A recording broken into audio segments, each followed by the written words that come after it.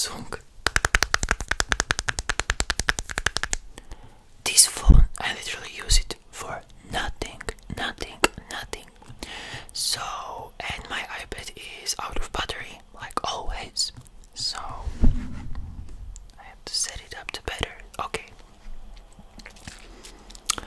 So, we're gonna find the page, and it's called 55 Short Horror Stories with Spine-Chilling Twist. So, the first short horror story called The Writing on the Wall by Erlindel. A young boy lay sleeping in his bed when he heard footsteps outside his room. He peeked out of his eyes to see what was happening when his door swung open to reveal a murderer carrying corpses of his parents. After silently popping them up on a chair, he wrote something on a wall in the blood of dead bodies. He then hid under the child's bed. The child got scared beyond belief. He couldn't read the writing on the wall, and he knew the man was under his bed. Like any child, he pretended that he slept through the whole thing and hadn't woken up yet.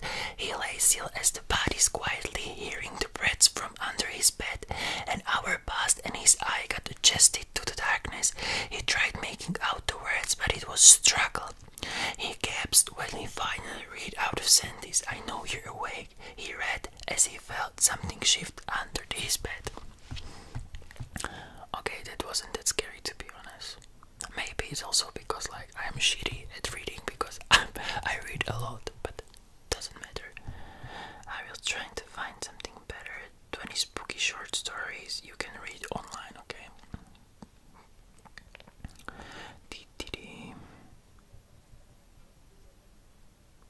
Red Bradbury, The Weld, Saturday Evening Post. George, I wished you would look at the nursery. What's wrong with it? I don't know. Well then, I just want you to look at it. It's all or call psychologists in to look at it. What would the psychologist want with the nursery?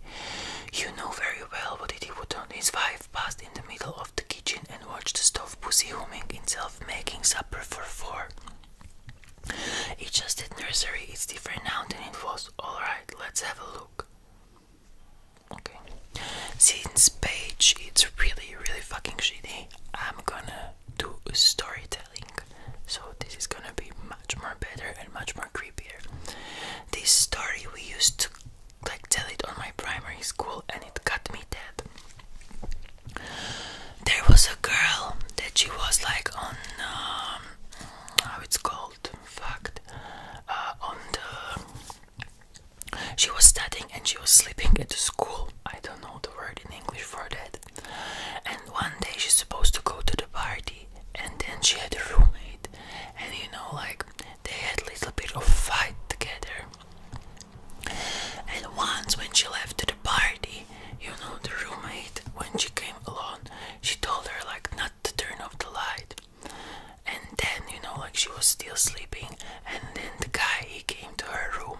The guy, he killed her, and then he write with her blood on the wall, "It's good that you didn't turn off the light," because she came back, you know, meanwhile she was sleeping and the murderer was there. So imagine she would turn on the lights and she would see him. So she didn't, because she didn't want to wake her up. So she came, she just, you know, like he just wrote with her blood, and then he said it to her. This used to scare me like a lot.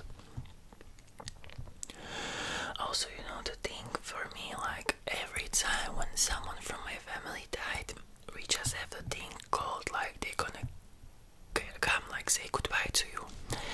And this I remember like really vividly. When my grandma, like grandma died, it was the end of February and I was in the shower. Out of nowhere, the towel fell on the ground and its turn was switched off. That same night I had a dream with her that she was like laying on a couch and she said, okay, like I have to go to another world. My family is a little bit connected with this type of things because we're not magicians or like witches or something like that, but for me, like I have really strong you know, imagination, and also sometimes I have like sixth feeling. When my father's girlfriend was pregnant and my dad, like he wasn't sure if it's gonna be girl